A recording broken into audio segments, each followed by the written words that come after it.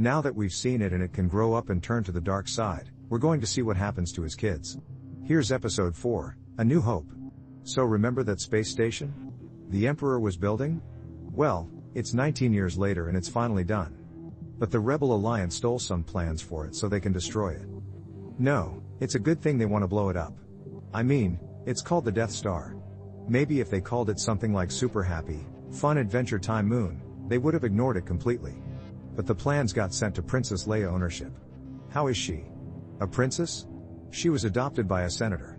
More mom was a queen, not of that planet. Shut up. Sounds cooler. Cool name for a cool head. So, an empire. Star destroyers. After the rebel ship, they receive the plans and they decide to board it and physically take the plans instead of just blowing up the ship. Because then the story would be over if they did that. Leia gets the plans and gives them the R2-D2 along with a message. Darth Vader boards the ship and questions some guy where the plans are. Well, he doesn't like that he's lying, so he kills them before he can answer all his questions. And then he tells the stormtroopers he wants all the passengers alive. R2 and C-3PO get into an escape pod, but no one shoots down because they think the escape pod malfunctioned during the attack. Plus, there's no life forms on board, so they don't want to waste the bullets, which are lasers. The stormtroopers capture Leia and take her to Darth Vader. Can't, he tells his daughter no. And since she's a senator, he's been around her a few times at least. And not once did the Emperor or Vader see her growing up and be like, oh, when was your daughter born? About the same time Padme died. But she's not scared of him at all. They can't find the plans on the ship and realize they must be on the escape pod, so they need to send somebody down to Tatooine to retrieve them. Are 2 and 3 bio-separate? Despite R2 being like, hey Dick, I've been here before and I know where I'm going. But they both end up getting kidnapped by Jawas, a group of hoarders on Tatooine. The Jawas are going to sell them to Luke and his uncle Owen, who doesn't even recognize either one of them, even after living with 3PO for years. Luke has to give him a sponge bath and ends up finding away his message to Obi-Wan. Luke sees his sister and thinks she's hot and wants to help her. You argue tricks Luke into removing the restraining bull by saying it will play more of the video, which this hormonal teenage boy is very interested in. But like any time a boy thinks he has some alone time, someone calls for him and he storms off giving 3PO orders to get the video working by the time he gets back. He tells his aunt and uncle that he thinks R2 belonged to a guy named Ben Kenobi because Obi-Wan didn't change his or Luke's last name when they went to Tatooine. But Luke Lars would sound pretty stupid. They tell Luke that that guy's a weirdo, and to stay away. Owen also tells them that he needs to hold off on signing up to be an army pilot for another year so he can farm water. Amaru says that he's like his dad, and she means but Owen thinks she means. Luke returns to find out R2 has taken off to find Obi-Wan. And it's a good thing that he can't fly anymore because they're able to follow his tracks in the morning as they find R2. Some Sam people attack. Does he kill them all like his daddy did? No. He gets knocked out and they folders crap. But then Obi-Wan shows up and makes a full Mondo mating call that scares them away. Luke is clearly moving when he touches his forehead, so we have to assume he's using the Force to heal him. Luke wakes up and tells him about the message to Obi-Wan, who admits who he is but doesn't recognize R2, who was his best friend's droid and saved his life on multiple occasions. They gather C-3PO, who's moping like a teenage emo chick, and go back to Obi-Wan's place. Obi-Wan tells him that he was a Jedi Knight with his dad. He must think that that's the coolest thing ever. Nope. He has no reaction. But remember that Tatooine wasn't part of the Republic, so they don't have much reason to talk about Jedi, and Owen and Bruce aren't going to bring them up. So why does Luke want to join a rebellion if they're not part of the Republic? Well, they weren't part of the Republic, but they're definitely part of the Empire, because Imogen came back to fix some stuff. But the real question is, how does the rebellion have an academy that some farmer can just submit an application to but the Empire can't find their base? Haven't they heard of spies? So Obi-Wan gives Luke an Awakens lightsaber. But I do remember Anderson saying, make sure my son gets this while he was on fire. He also tells them the Anaconda was killed by Darth Vader because he can't tell them your dad turned evil and murdered a bunch of children. And Obi-Wan tells Luke that he needs to learn the ways of the Force if he's going to come with them, but fails to mention it's to help his sister. But he could be trying not to say that his dad might have just murdered his twin sister. Luke wants to go, but Owen would be mad at him, so he just offers them a ride. Like he's some random hitchhiker on the Death Star. We find out that the Senate didn't like that they supposedly killed Leia, so the Emperor fired them all. This group talks about how cool the Death Star is and how everyone should be afraid of it. Then they give Vader crap about not finding the plans or the rebel base. Yet this one guy makes fun of the Force, and that's when he gets mad on the way to Anchor Point. They run into a Jawa convoy that were all killed. Luke puts 2 and 2 together and figures out that they know who bought the droids and are going after his family. He then stupidly leaves the Jedi Knight and army general out in the middle of nowhere to try to save his aunt and uncle from Imperial stormtroopers. And when he arrives, seeing that the house is on fire, he doesn't grab his gun to defend himself. Turns out he's too late anyway. And stormtroopers have barbecued his aunt, and Uncle Luke goes back to find our 2 and 3 below burning Jawas, and he tells Obi-Wan he'll go with them. Now there's nothing holding him back. They then had the Mos Eisley to find a ship to take them. And Calderon stormtroopers are looking for the droids, but only one uses the Jedi mind trick on them, and they let him go. They head to a bar where they're racist towards droids, and random people try to pick fights. Luke's in trouble, so Obi-Wan pulls out his lightsaber and chops off the guy's arm. So now Luke thinks he's the coolest guy ever. They meet up with his pilot, Han Solo, who's got some money issues, and his first mate, Chewbacca. This guy Greedo has come to collect on a bounty, and he tells Han McCluskey, which is Rodian for "I'm going to shoot you in the face now." But they both shoot, and Han kills him. They head to the Millennium Falcon, but this plague doctor rots them out. And now the Imperial forces are after them, even though they're being chased. Luke still finds a way to annoy Han. Back on the Death Star, Leia is brought to Grand Moff Tarkin, since she hasn't cooperated even when they drugged her. He threatens to blow up Alderaan if she doesn't tell him where the rebel base is. She tells him where it is, and he tells her it's too far away and no one would see it. So he's still going to blow up her home planet. Luke is learning to use his lightsaber by getting shot at.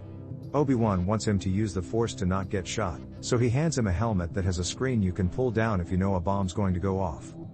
Obi-Wan keeps telling him he's doing well, but right now he's got about as much skill as a Jedi preschooler. They get to where Alderaan should be, but get caught in a tractor beam that's pulling them into the Death Star. Darth Vader comes to the ship and says that he can feel a presence. The crew head in some smuggling containers and take out some guards so they can take their uniforms. They need to turn off the tractor beam to escape.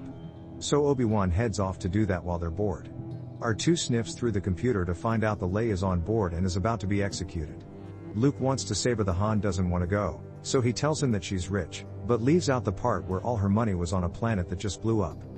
So the plan is to handcuff Chewbacca and pretend he's a prisoner. They go to the detention center where they kill all the guards and shoot out the cameras. Luke goes to get the princess, who notices that he's short. Well, all the stormtroopers are clones, so they should all be the same height. And somehow she's the only one on this military base to see it. Darth Vader senses Obi-Wan's presence and wants to kill him for cutting his limbs off and setting him on fire. All of the stormtroopers know that they're breaking out, so they're forced to jump into the garbage chute to escape an octopus that lives in the trash. Grabs Luke, the hand can find him in knee-deep water. He barely moves a couple of things out of his way and kind of gives up until he pops back up. Apparently, this thing has a place to hide when the compactor turns on. They try to get 3PO on the radio, but he turned it off and the stormtroopers came. So this dumpster is just full of construction crap, metal, plastic pipes, stuff that has no give. But somehow they managed to stay in the middle of it and not get crushed. I guess only the walls can do that. R2 comes through though, and shoots it off before they die. Obi-Wan gets to the tractor beam controls and should sit down. They head back to the ship, but stormtroopers are waiting. John decides to chase them down the hall, but ends up being a trap. They chase him and Chewie, but close the blast doors. After they go through, Obi-Wan turns a corner to see Vader waiting on him. And he's like, "I'm the master now." But he seems to have forgotten something. So do you remember the epic fight that they had on Mustafar? This is nothing like that. They're kind of just banging their swords together. Honestly, I've seen more badass fights with 2 kids and some Christmas wrapping paper tubes. Well, they're like, "Damn, we got old, didn't we?" And Obi-Wan's like, "Killing me will only make me stronger. So the rest of you up to the Falcon." But there are stormtroopers guarding it. But then they see Vader and Obi-Wan in this epic clash of the Titans, and they go to watch. So now they're able to get on the ship.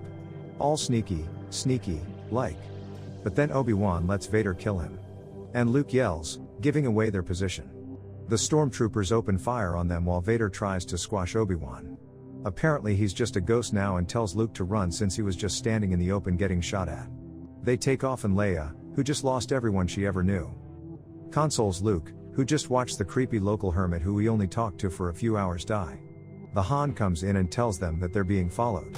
So now it's time to shoot some TIE fighters that don't seem to return much fire. Leia thinks that they're being tracked, So she tells Han to go to the secret rebel base anyway because she has the plans for the Death Star and thinks it might show a weakness that they can exploit. Weakness that they can exploit. John demands to get paid for saving her.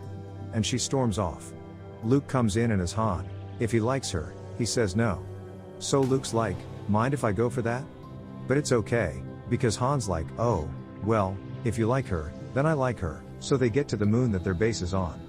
The Death Star shows up on the other side of the planet and they jump into its orbit instead of just blowing up Yavin and letting either the blast or the sudden gravity shift take out the rebels on the moon. But this gives the rebels enough time to find a weakness in its exhaust port. All the pilots are like, that's impossible. But looks like, yeah, that's just like when I used to murder small animals back home. The meeting lets out. And Luke finds Han packing his crap to get out of there. He wants to pay off Jabba the Hutt, the gangster that runs the pod races. And Luke calls him a selfish ass. And Han's like, I wanna live, dude. Luke tells Leia that Han is leaving, and she's like, and? But Luke thought they were best friends. And then he starts missing Obi-Wan again. So she kisses him to shut him up.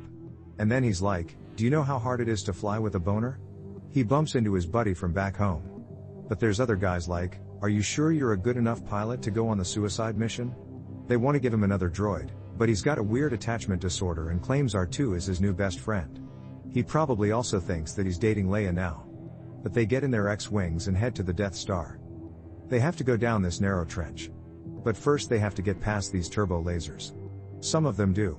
So they send out some TIE fighters to go head to head. A lot of them are getting shot down, including this guy who the last thing he hears is his friends calling him fat. The TIE fighters are just blown up, left and right. So Vader goes himself. The gold team gets in the trench, but Darth Vader is hot on their tail. He takes some guy out and another is like, let's get out of here. But the gold leaders, like, I don't care if you want to live. You're on a suicide mission, and then Vader kills them. Now it's red team's turn.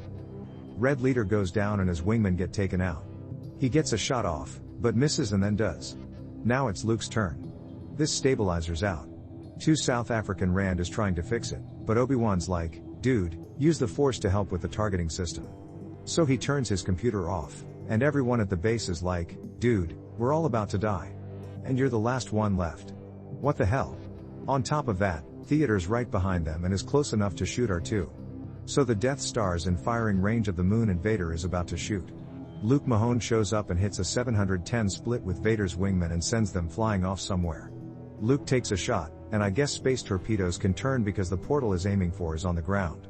And of course he makes it and blows up the Death Star right before it fires on the rebel base. Sally wants to reward Luke and Chewie for their bravery, so she gives Luke and John medals. Oh, he's too tall. They are too. So. Okay. Subscribe, my little friend.